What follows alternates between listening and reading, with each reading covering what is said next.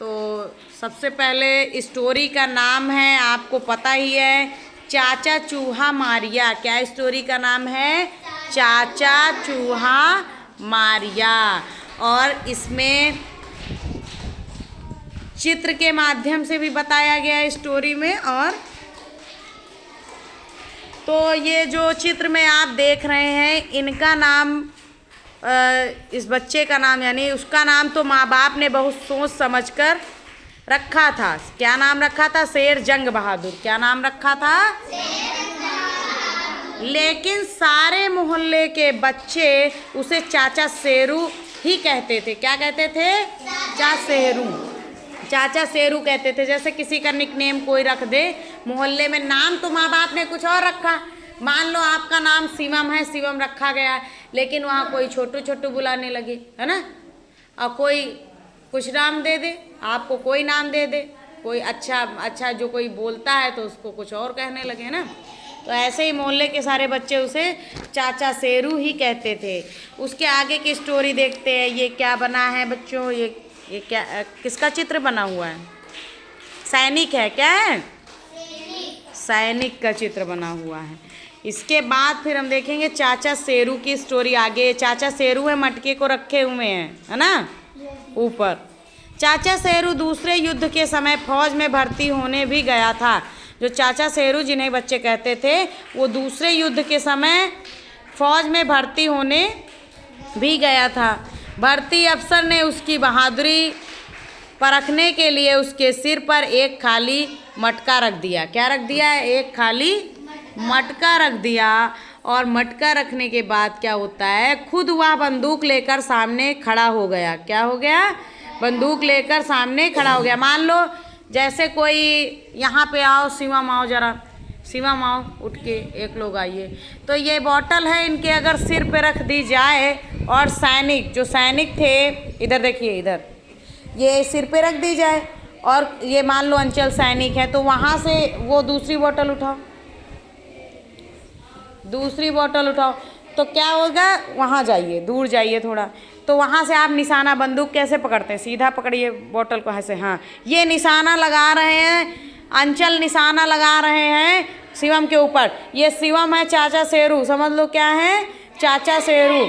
और ये अंचल निशाना लगा रहे हैं एक सैनिक के। भर्ती पहली बार होने गए हैं चाचा शेरू, तो उन पे मटके, यहाँ पे मटका नहीं है तो बॉटल है, तो बॉटल पे निशाना लगा रहे हैं। इतनी स्टोरी में कहा जा रहा है। ये चाचा शेरू भर्ती होने गए हैं, तो ट्रेनिंग होती है ना, कि डरते तो नहीं है, सारे मुकाबला कर ले जाएंगे कि नहीं। तो इनके ऊपर ऐसे बॉटल रखी है, वो निशाना लगाए हुए हैं फौजी, है ना। तो ये बात बताई गई है। समझ में आया स्टोरी में? ये प्रैक्टिकली आपको समझ में आया? रख दीजिए, आप बैठ जाइए। तो उसके बाद चाचा शेरू भर्ती होने जाते हैं। फिर उसमें अफसर जो रहते हैं, तो खुद वह बंदूक लेकर सामने खड़े हो जाते हैं। अफसर, मान लो जैसे अंचल थे अफसर और शिवम थे चाचा शेरू, वो खड़े हो जाते हैं, सामने खड़ा हो गया। फिर रौब के साथ बोला, वो अफसर रौब के साथ बोला, वैल जवान, हम गोली चलाकर मटके को तोड़ेंगे, डरना मत। मतलब जो थे अफसर थे, उन्होंने चाचा शेरू के उसके ऊपर मटका रख दिया, सिर के ऊपर, और कहा डरना मत, मैं मटके पर गोली चलाऊंगा। मतलब जो गोली किस पे चलेगी? मटके पे, और डरना मत, नहीं तो सोच ले कि हम पे तो नहीं चल रही है ना। तो उसके बाद देखो स्टोरी क्या कहती है। अब चाचा शेरू डरते हैं कि नहीं, अब आगे देखते हैं। अफसर खुश हुआ जैसे ही उसने निशाना साध कर गोली चलाई, तो शेरू ने आंखें भींच ली। जैसे जब कोई चीज़ सामने से अगर वार की जाए, तलवार या कुछ भी है, तो आप डर जाओगे ना सामने से, तो आंखें उसने बंद कर ली, भींच ली मतलब बंद कर ली। उसे चक्कर आने लगे। जैसे उसने देखा हमारे ऊपर, हमारे मटके, हमारे सिर के ऊपर गोली चलने वाली, उसे चक्कर आने लगे। जब गोली चलने की आवाज़ आई, तो वह मटके सहित औंधे मुँह गिर पड़ा। किसके सहित? मटके सहित। जैसे गोली चली वैसे मटके के साथ वो गिर पड़ा। वो चक्कर आ गया, पहले गोली चली नहीं, वो मटके पे निशाना मारने वाले थे, लेकिन उनको पहले से चक्कर आ गया, औंधे मुंह गिर पड़ा। अफसर ने जल्दी से आगे बढ़कर उसे उठाया, तब तक वह बेहोश हो चुका था। क्या हो गया था? तब तक वह बेहोश हो चुका था। क्या हो चुका था? जब अफसर दौड़ के आए कि भाई ये क्यों गिर गए, तो तब तक वो बेहोश हो गए थे। क्या हो गए थे? बेहोश हो गए थे। फिर उसके बाद शेरू जब होश में आया तो अफसर ने कहा, वैल जवान तुम घर वापस जाओ। जब शेरू आप होश में आया तो कहा, वैल जवान तुम घर वापस जाओ। अब आगे क्या होता है? वह घर किस मुंह से लौटता? अब भाई जैसे नौकरी नहीं लगती, आप गए हैं, जब आपको नौकरी नहीं लगती तो आप जाते हैं, तो फिर किस मुंह से वापस जाएंगे, है ना? घर से तो गुस्सा होकर भर्ती होने का डरावा देकर आया था ना, डरावा देकर आया था कि मैं भर्ती, गुस्सा होकर आया था कि भर्ती का डरावा देकर, मतलब कि हम आएंगे भर्ती में हो जाएंगे, ये वो बातें करी। और लेकिन जब भर्ती में नहीं हुआ तो अफसोस हुआ, कहें अब घर वापस जाओ, तो घर वापस का मतलब समझ लो नौकरी में नहीं रखा गया ना। इस कारण वह कलकत्ता चला गया। कहाँ चला गया? कलकत्ता। कि घर जाएंगे तो घर वाले पूछेंगे भर्ती हुए सेना में या नहीं हुए, है ना। तो कलकत्ता चला गया उसकी वजह से। वहाँ उसका एक दोस्त किसी कारखाने में चौकीदार था। क्या था? कारखाने में चौकीदार था। उसने उसे भी नौकरी दिला दी, जहाँ पे वो चौकीदारी करता था उसने भी नौकरी वहीं दिला दी, है ना। उसके बाद कई साल वहाँ खाक छान कर शेरू घर लौटा। कई साल वहाँ खाक छान कर शेरू घर लौटा। तब जंग खत्म हो चुकी थी। जब खाक छान कर शेरू घर लौटा वहाँ से, कहाँ से? कलकत्ता से। तब जंग खत्म हो चुकी थी। जब कोई उससे पूछता कि वह कहाँ काम करता था तो वह बहुत ही गर्व से उत्तर देता, जंग खत्म हो गई और उन्होंने मुझे हवलदारी की पैसन देकर कह दिया, जाओ जवान मौज करो, मेरा नाम उन्होंने काट दिया। जैसे ही जंग खत्म हुई, झूठ बोल रहा है या नहीं, है ना शेरू, कि कहा कि जाओ जवान, अब मेरा काम खत्म हो गया था, मौज करो जाके। शेरू के भाई अपने अपने कारोबार में लगे हुए थे। बड़े की सब्जी की दुकान थी, छोटे दोनों हलवाई थे। तीनों का अपना अपना परिवार था। उन्होंने नए घर भी बना लिए थे। शेरू को उन्होंने पुराना घर दे दिया। उस मकान की हालत खस्ता थी। वह सुबह सुबह अपने हलवाई भाइयों के पास काम करवा देता और वे उसको रोटी खिला देते। किसको? शेरू को। भाई वो तो चला गया था, हुआ भी नहीं उसका काम भी, तो गरीब हो गया ना बेचारा। उसके बाद भाइयों से मदद ले रहा था, उसके काम करवाते थे तो खाना मिल जाता था। दोपहर के बाद शेरू नहा धोकर एक पुरानी सी वर्दी पहन लेता। दोपहर बाद वो नहा धो के वर्दी पुरानी पहन लेता था। फिर शाम तक वह आस पड़ोस के बच्चों को अपनी बहादुरी के कारनामे सुनाता रहता था कि हमने ये बहादुरी की, मैदान में, जंग के मैदान में हमने वो किया, है ना। उसके बाद उसने अपनी बहादुरी की बहुत दिलचस्प कहानियाँ जोड़ रखी थी। एक बात जो वह बार बार सुना चुका था, वह भारत के पड़ोसी देश वर्मा के शहर मांडले की थी।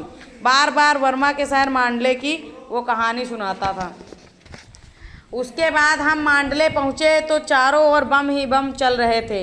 आसमान पर धुआं ही धुआं था। बम गिरे, वहीं धुएं से आकाश काला हो जाए और धरती में कुएं जितना गहरा गड्ढा हो जाए, कुएं में से पानी उछल कर बाहर आ जाए। इस तरह बने हजारों ही कुओं का पानी इकट्ठा होकर बहने लगा। देखते ही देखते वहाँ बाढ़ आ गई। सारी धरती जल थल हो गई। हमें हमारे कमांडर ने आदेश दिया, जवान तुम पानी आग की कोई परवाह मत करना, तुम छाते से नीचे जाओगे और दुश्मन पर टूट पड़ोगे। हमने कहा ऐसा ही होगा साहब, हम दुश्मन की नाक में दम कर देंगे। किसने कहा? शेरू चाचा ने। वो करे थे कुछ कारनामे? नहीं किए थे ना। लो जी, हवाई जहाज ने छातों से हमें मांडले के जंगलों में उतार दिया। हमारी पूरी पलटून थी जंगल में। हमने रातों रात मोर्चे बनाए। सामने से दुश्मन भी आगे बढ़ रहा था। उन्होंने एक दिन में ही हम पर 10-15 हज़ार बम वर्षा की भांति गिरा दिए। हमारी सारी पलटून मारी गई, बस मुझ अकेले को भगवान ने बचा लिया। लो जी, मैंने अपनी पलटून के बचे हुए गोली सिक्के का उपयोग किया। अकेले ने ही दुश्मन को 5 दिनों तक रोके रखा। दुश्मन सोचने लगे कि यह और पलटून कहाँ से आ गई, परंतु 5 दिनों के बाद मेरा गोली सिक्का भी खत्म होने लगा। ठीक है, फिर 3 दिनों से मुझे खाने को भी कुछ नहीं मिला था। किसने कहा? शेरू चाचा ने ना। मैं जंगल में कोई शिकार ढूंढने के लिए चल पड़ा। तुम्हें यह याद रखना होगा कि वर्मा के जंगल बहुत घने हैं। मैं बीचों बीच चलता गया। आगे एक पहाड़ी के पास शेर हिरन को खा रहा था। मैंने शेर पर गोली चलाई। मेरे पास यह अंतिम गोली थी, वह शेर को नहीं लगी। शेर गरज कर मुझ पर झपटा। मैंने अपनी संगीन उसकी गर्दन में घोंप दी। वह जख्मी होकर दूर जा गिरा। वह दहाड़ता हुआ फिर मेरी ओर आया। इस बार हम गुत्थम गुत्था हो गए। मैंने अपनी राइफल की संगीन और नाली उसके मुंह से पेट तक धंसा दी। शेर उलटकर उल्टा गिर पड़ा। लो जी, अब देखो इसमें कहानी बहुत लंबी है ना, और इस कहानी को शेरू हर बार कुछ बदल कर और बढ़ा चढ़ा कर सुनाता। जैसे जब झूठ कोई रहता है तो वो बढ़ा चढ़ा के बात बोलेगा। जो सच्चा व्यक्ति रहता है वो झूठ बोलता ही नहीं है, और जो झूठे लोग रहते हैं वो झूठ इतना बोलते हैं, इतना हर बात पे झूठ बोलेंगे। कोई बात हजम नहीं होगी, हर बात पे झूठ। वो जबकि सेना से निकाल दिया गया तब भी गप्पे मार रहा था ना, हमने ये किया, हमने वो किया। तो जब एक बार जो सही बात रहती तो वो इंसान एक बार में वही बात बोलेगा, बार बार वही बोलेगा। और अगर गलत बात रहेगी तो वो फंस जाएगा। एक बार कुछ और बोलेगा स्टेटमेंट, दोबारा कुछ और बोलेगा, तिबारा कुछ और, तो वो ऑटोमेटिक फंस जाएगा। वो अगर झूठ बोल रहा है तो आप उसका झूठ पकड़ ले जाएंगे। और जैसे वही बात बार बार बोली जा रही तो यानी उसने ये गया होगा तभी सही बात है। नहीं, कहानी बदल जाती है ना, कहानी जो बना के मनगढ़ंत बनाई जाती है वो बदल जाती है। और इस कहानी को शेरू हर बार कुछ बदल कर और बढ़ा चढ़ा कर सुनाता। वह कहानी खास तौर पर बच्चों को सुनाता। बच्चे पहले तो ध्यान से सुनते रहते। जब कहानी खत्म होती तो सभी हंसते हुए तालियां बजाते गाने लगते।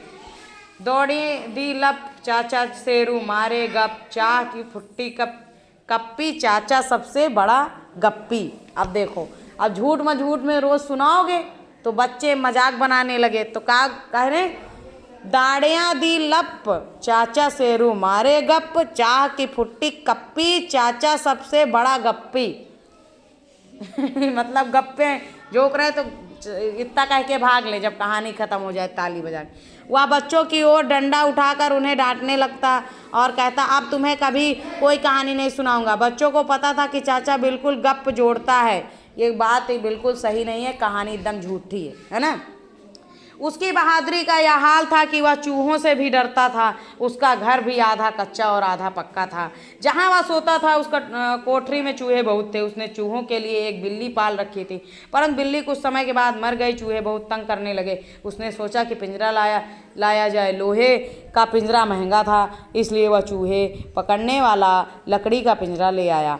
यह कुड़क्की की भांति बंद होता था। जिस रात उसने पिंजरे को कोठरी में रखा उस रात वर्षा हो रही थी। पिल्ला बंद दरवाजे का तख्ता धकेल कर अंदर आकर कनस्तर के पीछे छिपकर बैठ गया। चाचा को पता न चला, वह दरवाज़ा बंद करके सो गया।